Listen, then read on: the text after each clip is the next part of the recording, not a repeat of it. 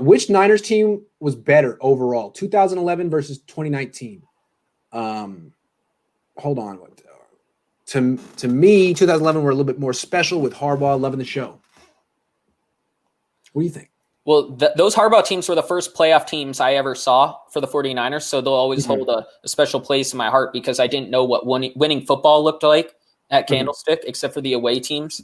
So that was cool. They'll always hold that spot. But I think last year's team was good, but I still would take 2011 just because the amount of Hall of Famers, I think, or at least team Hall of Famers were on that team because, Justin Smith, Aldon Smith was at the top of his game, Patrick Willis. Everyone, all those linebackers were talented, and the offense, especially Frank Gore, Vernon Davis. I know you were talking about Vernon Davis versus George Kittle the other day. So if you take Vernon Davis over Kittle, who one could argue Kittle is the first or second best player on last year's team, right?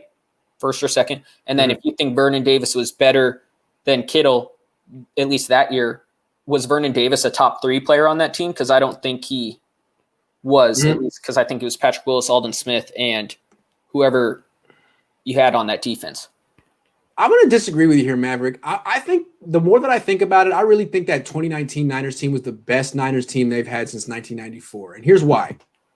The 2011 team was excellent, but they lost that NFC Championship game and deserved to lose it with the special team stuff, Kyle Williams. I mean, that's on them. They can't say they got screwed or anything. That's on them. I think the 2012 team was even better. And they went to the Super Bowl and lost. And you can't say they should have won. They were down big. They came back. It was exciting, but they shouldn't have won that game. The fact that they made it a game was kind of amazing in and of itself. The Niners should have won the Super Bowl last year. I believe that. They blew it. They were up 10.